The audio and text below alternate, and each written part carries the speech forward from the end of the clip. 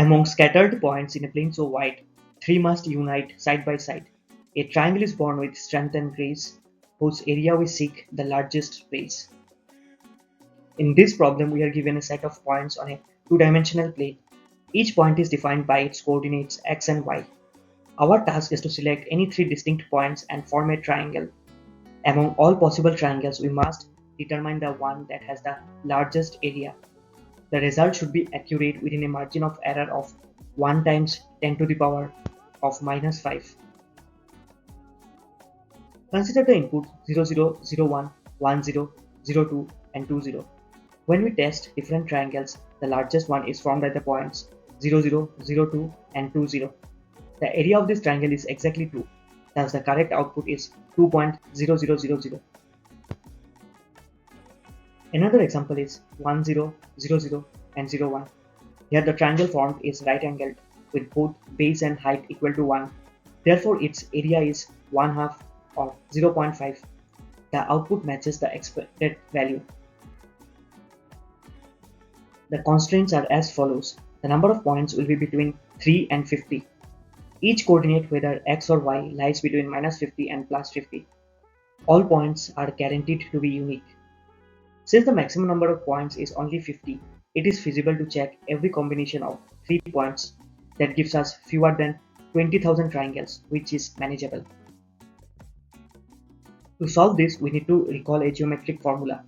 The area of a triangle formed by 3 points x1, y1, x2, y2 and x3, y3 can be calculated using the shoelace formula. The formula is 1/2 multiplied by the absolute value of x1 times y2 minus y3 plus x2 times y3 minus y1 plus x3 times y1 minus y2. This formula is efficient and avoids the need for complex geometry.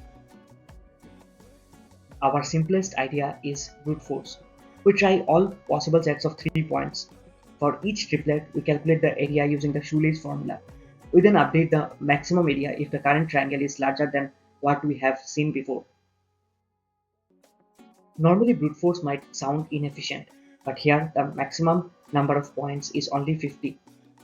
That results in just under 20,000 triplets. For each triplet, the area calculation takes constant time.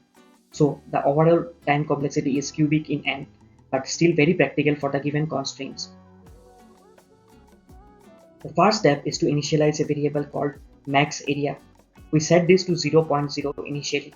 Then we prepare to loop through all possible combinations of 3 points from the input list. For every triplet, we extract the 3 coordinates. We then apply the shoelace formula to compute the area of the triangle they form. If the area is greater than our current max area, we update it.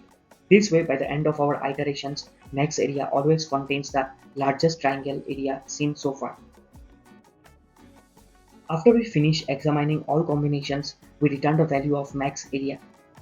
Because we are using floating point arithmetic, it is important to use double precision for accuracy.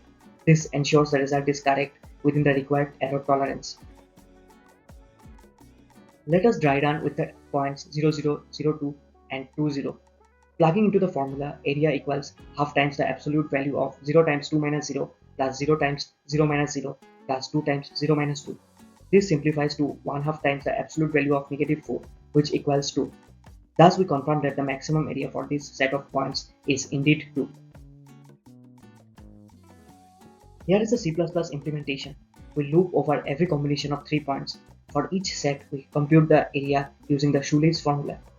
We keep track of the maximum area in a variable. Finally, we return the maximum area as our answer.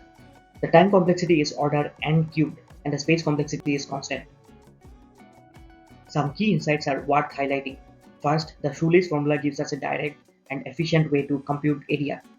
Second, although brute force is usually avoided, it is perfectly suitable here due to the small input size. Finally, triangle's area is essentially the absolute determinant divided by 2, which gives a neat linear algebra perspective.